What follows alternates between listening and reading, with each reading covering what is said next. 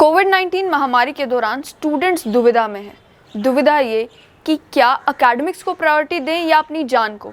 आप कहेंगे लॉजिकल सी बात है, प्रायोरिटी तो जान होनी चाहिए। लेकिन सुप्रीम कोर्ट का ये कहना है कि कोविड के चलते अब हम जीना तो नहीं छोड़ सकते ना। बात है जेईई और नीट के एग्ज़ाम्स की। जेईई जो कि इंजीनियरिंग का सबसे बड़ा एग्ज़ाम माना जाता है और नीट जो कि मेडिकल स्टूडेंट्स के लिए सबसे बड़ा एग्ज़ाम है।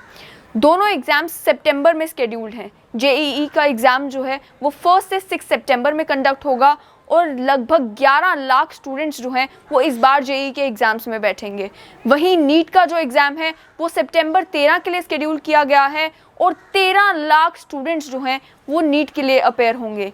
लेकिन जो स्टूडेंट्स हैं वो सड़कों पर हैं, अलग अलग माध्यमों से, चाहे वो ट्विटर हो, सोशल मीडिया हो, चिट्ठियां हो या मीडिया को अप्रोच करना हो, हर माध्यम से वो ये कोशिश कर रहे हैं कि नीट और जेईई के एग्ज़ाम्स को पोस्टपोन किया जाए। यहाँ तक कि ये स्टूडेंट सुप्रीम कोर्ट तक भी पहुँचे ताकि इन एग्ज़ाम्स को पोस्टपोन किया जा सके। और कोविड-19 के महामारी के दौरान जहाँ कोई मालूम नहीं कि कौन इन्फेक्टेड हो सकता है, वो अपनी जान जोखिम में डालकर अपना करियर बनाने के लिए एग्ज़ाम में बैठने पर मजबूर ना हो।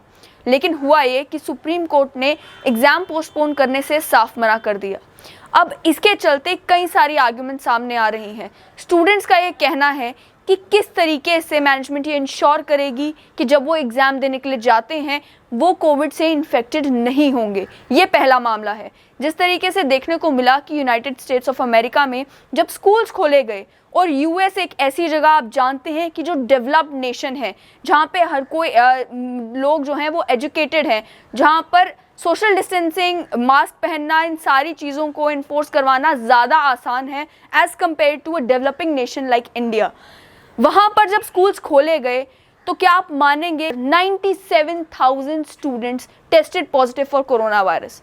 वहीं इंडिया की भी अगर बात करें, पहले भी जब एग्ज़ाम्स कंडक्ट करवाए गए तो ये देखा गया कि लोग मास्क तो पहन रहे हैं लेकिन सोशल डिस्टेंसिंग एनफोर्स करवाना पॉसिबल नहीं हो पा रहा। ऐसे में स्टूडेंट्स का ये सवाल है कि अगर वो एग्ज़ाम देने के लिए आते भी हैं और वो इन्फेक्ट हो जाते हैं तो समझिए कि 13 लाख लोगों में से अगर 10,000 स्टूडेंट भी इन्फेक्ट होते हैं, वो घर जाकर अपनी फैमिलीज़ को इन्फेक्ट करेंगे और इससे कोरोना वायरस का इन्फेक्शन कितना फैल सकता है, बहुत बड़ा रिस्क है। वहीं दूसरी ओर एक सवाल ये भी है कि अगर टेस्ट कंडक्ट किए जाते हैं तो बच्चे टेस्ट सेंटर तक पहुँचेंगे कैसे। अभी भी कई राज्यों में, कई केंद्र शासित प्रदेशों में ट्रांसपोर्टेशन फैसिलिटी पूरी तरीके से खोली नहीं गई है। जो बच्चे रूरल एरिया से बिलोंग करते हैं या जिनका टेस्ट सेंटर 100-200 किलोमीटर दूर होगा, वो आखिर इन टेस्ट सेंटर तक पहुंचेंगे कैसे। और साथ ही में बिहार में, आसाम में और नॉर्थ ईस्ट की कुछ इलाकों में फ्लड्स आए हैं। इन फ्लड्स के दौरान जहां बच्चों को ये भी जो है श्योरिटी नहीं है कि वो अपने घर से लेकर कुछ ही दूर पहुंच सकते हैं, ऐसे में वो टेस्ट सेंटर तक कैसे पहुंचेंगे और इन फ्लड्स की सिचुएशन में वो एग्ज़ाम्स कैसे देंगे।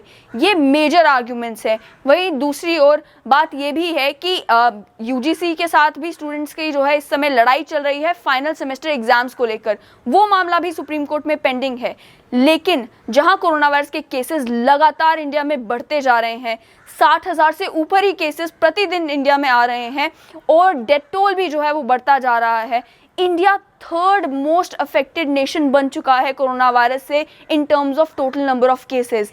ऐसे में क्या स्टूडेंट्स को मजबूर करना कि वो एग्ज़ाम्स में बैठे, नहीं तो वो एक साल जो है वो स्किप करें, क्या ये अक्लमंदी है? क्या एग्ज़ाम्स को पोस्टपोन नहीं किया जा सकता? ऐसे में मैनेजमेंट के पास भी एक जवाब है। जवाब ये कि कोरोना वायरस की ना अभी तक कोई वैक्सीन आई है, ना ही ये मालूम है कि कोरोना वायरस की ये बीमारी कब तक हमारा साथ नहीं छोड़ेगी। ऐसे में कब तक इन एग्ज़ाम्स को पोस्टपोन किया जा सकता है? अभी जैसे अनलॉकडाउन चल रहा है, धीरे धीरे जो है अर्थव्यवस्था वापस जो है जिस स्तर पर थी उस स्तर पर वापस लाने की कोशिश की जा रही है, बाकी कामकाज चल रहा है, तो ज़रूरी है कि एकेडमिक्स को भी वापस से शुरू किया जा सके। स्कूल्स, कॉलेजेस, एकेडमिक इंस्टीट्यूशंस अभी भी बंद हैं, लेकिन एडमिशन का प्रोसेस कुछ यूनिवर्सिटीज़ ने शुरू कर दिया है। साथ ही में जब तक ये एंट्रेंस एग्ज़ाम्स कंडक्ट नहीं करवाए जाएंगे तब तक एकेडमिक कैलेंडर वापस उस सिचुएशन में नहीं आएगा जिस सिचुएशन में वो हुआ करता था।